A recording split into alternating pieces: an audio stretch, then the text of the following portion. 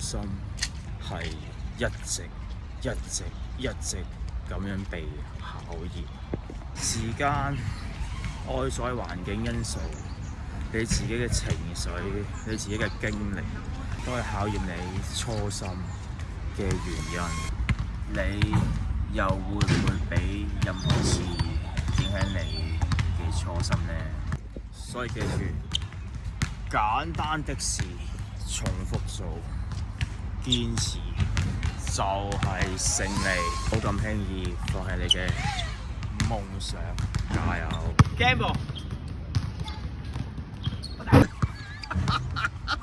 笑得你咁開心，下次再打一個。今日係2025年嘅5月13號，依家時間朝頭早嘅7點22分，我第389個單位，Let's go！